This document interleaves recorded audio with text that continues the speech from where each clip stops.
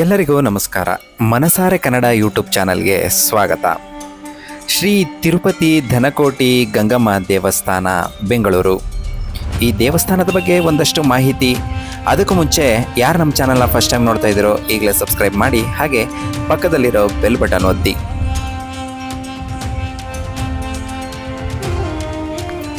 ಶ್ರೀ ತಿರುಪತಿ ಧನಕೋಟಿ ಗಂಗಮ್ಮ ದೇವಸ್ಥಾನ, NR colony, Bengaluru.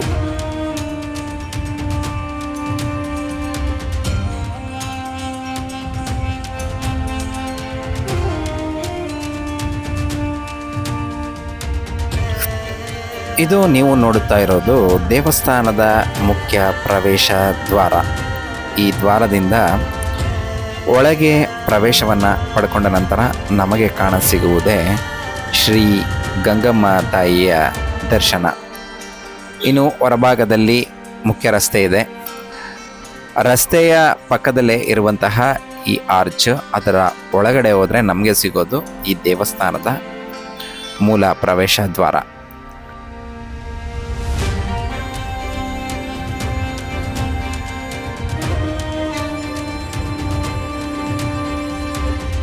ದೇವಸ್ಥಾನದ ಮುಂಭಾಗದಲ್ಲಿ 2 ಕಲ್ಲುಗಳನ್ನು ನೀವು ನೋಡ್ಬೋದು. ನಂತರ ಮುಂದೆ ಹೋಗ್ತಾ ಇದ್ದಂತೆಯೇ ದೇವಾಲಯದ ಮುಂಭಾಗದಲ್ಲಿ ಗರ್ಭಗುಡಿ ಏನಿದೆ, ಅದರಿಂದ ಮುಂಭಾಗದಲ್ಲಿ ಒಳಗಡೆ ಪ್ರವೇಶ ಪಡೆಯೋದಕ್ಕೂ ಮುಂಚೆ ನೀವು ಒಂದು ದೊಡ್ಡ ತ್ರಿಶೂಲವನ್ನು ನೀವು ನೋಡ್ತಾ ಇದ್ದೀರಾ. ನೋಡಿ, ಇದೇ ತ್ರಿಶೂಲ.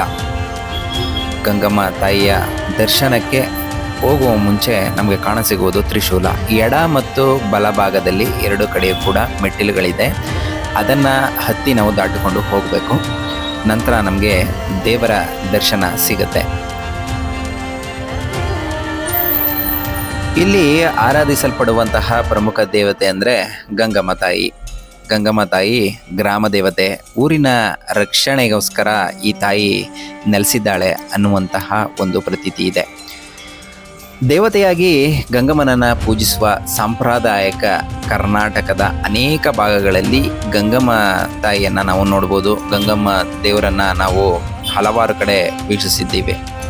ಅದೇ ರೀತಿ ಇದೇ ಗಂಗಮ್ಮ ತಾಯಿ ಬೆಂಗಳೂರಿನ NR ಕಾಲೋನಿ, ಅಶೋಕನಗರದ ವ್ಯಾಪ್ತಿಗೆ ಬರುವಂತಹ ದೇವಸ್ಥಾನ ಇದು.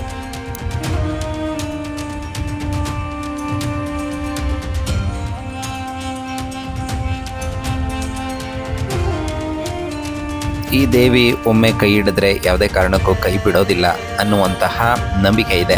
ಹಾಗಾಗಿ ಅಸಂಖ್ಯಾತ ಭಕ್ತರು ಗಂಗಮ್ಮ ತಾಯಿಯ ದರ್ಶನವನ್ನು ಪಡ್ಕೊಳ್ತಾರೆ. ವರ್ಷಕ್ಕೊಮ್ಮೆ ಇಲ್ಲಿ ನಡೆಯುವಂತಹ ಗ್ರಾಮ ದೇವತೆಯ ಉತ್ಸವ ತುಂಬ ಅದ್ಧೂರಿಯಾಗಿ ಮತ್ತು ವಿಜೃಂಭಣೆಯಿಂದ ಆಚರಿಸಲಾಗುತ್ತೆ.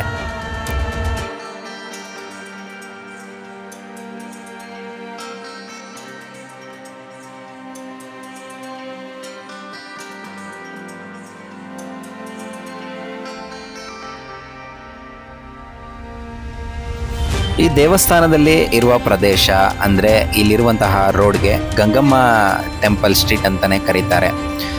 ಬಹಳ ಹಿಂದಿನಿಂದಲೇ ಬಳಕೆಯಲ್ಲಿರುವಂತಹ ಸ್ಥಳೀಯವಾಗಿ ದೇವಾಲಯಕ್ಕೆ ಮಹತ್ವ ಇರುವುದರಿಂದ ಈ ಹೆಸರನ್ನು ಈ ರಸ್ತೆಗೂ ಕೂಡ ಕರೆಯಲಾಗುತ್ತೆ. ಹಾಗಾಗಿ ಇದು ತುಂಬ ಪ್ರಸಿದ್ಧಿ. ಸ್ಥಳೀಯ ದೇವತೆಗಳ ಪರಂಪರೆಯಲ್ಲಿ ಗಂಗಮ್ಮ ತಾಯಿಯನ್ನು ಸಾಮಾನ್ಯವಾಗಿ ಊರಿನ ರಕ್ಷಕಿ, ಕಷ್ಟ ತೊಂದರೆಗಳಿಂದ ಕಾಪಾಡುವಂತಹ ತಾಯಿ ಅಂತ ಜನರು ನಂಬಿಕೆ.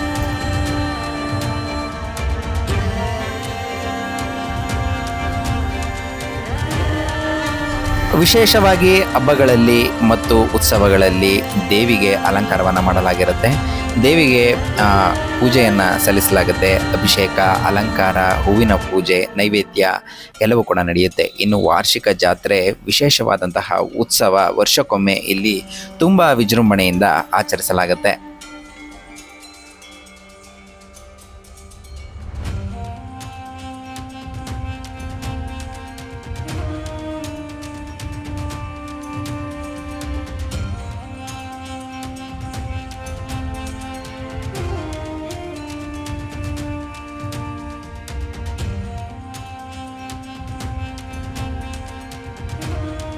ಇನ್ನು ದೇವಸ್ಥಾನದ ಒಳಭಾಗದಲ್ಲಿ ವಿಶಾಲವಾದಂತಹ ಪ್ರದೇಶ. ದೇವಾಲಯದ ಒಳಗಡೆ ಕೂಡ ವಿಶಾಲವಾದಂತಹ ಒಂದು ಗರ್ಭಗುಡಿ, ಅಲ್ಲಿ ಕುಳಿತುಕೊಂಡು ದೇವರನ್ನ ಭಕ್ತಿಯಿಂದ ಧ್ಯಾನಿಸಬಹುದು. ನಂತರ ನಾವು ಪ್ರದಕ್ಷಿಣೆಯನ್ನು ಹಾಕಿ ದೇವಸ್ಥಾನದ ಸುತ್ತ ಬಂದರೆ ಅಲ್ಲಿ ನಮಗೆ ಗಣೇಶನ ವಿಗ್ರಹವನ್ನು ನೋಡಬಹುದು. ಹಾಗೂ ದೇವಸ್ಥಾನದ ಮುಂಭಾಗದಲ್ಲಿ ಪುರಾತನವಾದಂತಹ ಒಂದು ಬಾವಿ ಕೂಡ ಇದೆ. ಈ ಬಾವಿಯಿಂದಲೇ ನೀರನ್ನು ತೆಗೆದು ದೇವಿಗೆ ನೀರಿನಿಂದ ಪ್ರತಿನಿತ್ಯ ಬಳಸಲಾಗುತ್ತೆ.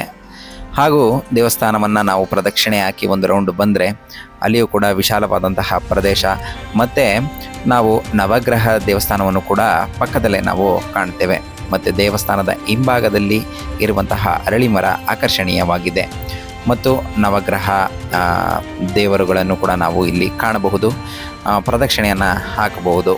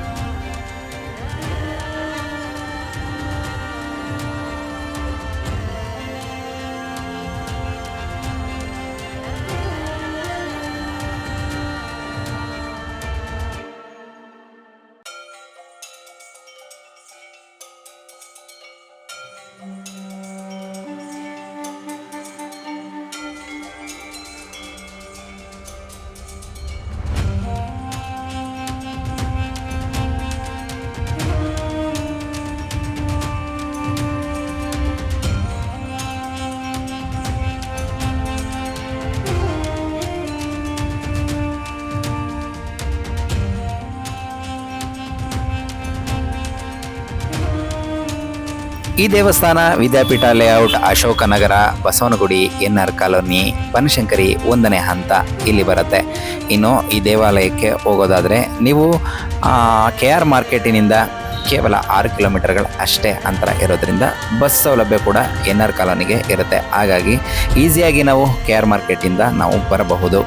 ನೋಡಿದ್ರಲ್ಲ, ಈ ವಿಡಿಯೋ ನಿಮಗೆ ಇಷ್ಟ ಆಗಿದೆ ಅಂತ ಅನ್ಕೊತೀನಿ. ಆ ತಾಯಿ ಎಲ್ರಿಗೂ ಒಳ್ಳೇದು ಮಾಡಲಿ ಅಂತ ಹೇಳ್ತಾ ಇವತ್ತಿನ ವಿಡಿಯೋವನ್ನು ನಾನಿಲ್ಲಿಗೆ ಎಂಡ್ ಮಾಡ್ತಾ ಇದ್ದೀನಿ. ಮತ್ತಷ್ಟು ವಿಡಿಯೋಗಳೊಂದಿಗೆ ಮತ್ತೆ ಸಿಗ್ತೀನಿ. ಈ ವಿಡಿಯೋ ನಿಮಗೆ ಇಷ್ಟ ಆಗಿದ್ದರೆ, ಗಂಗಮ್ಮ ತಾಯಿಯ ಈ ದೇವಾಲಯದ ವಿಡಿಯೋ ಇಷ್ಟ ಆಗಿದ್ದರೆ ಈ ವಿಡಿಯೋವನ್ನು ವೀಕ್ಷಿಸಿ ನಂತರ ಹೇಗಿದೆ ಅಂತ ಕಮೆಂಟ್ ಬಾಕ್ಸಲ್ಲಿ ತಿಳಿಸಿ. ಮತ್ತು ವಿಡಿಯೋ ವೀಕ್ಷಿಸಿದ ಎಲ್ಲರಿಗೂ ಕೂಡ ಧನ್ಯವಾದಗಳು. ಸಬ್ಸ್ಕ್ರೈಬ್ ಮಾಡಿ, ಲೈಕ್ ಮಾಡಿ, ಶೇರ್ ಮಾಡಿ, ಕಾಮೆಂಟ್ ಮಾಡಿ.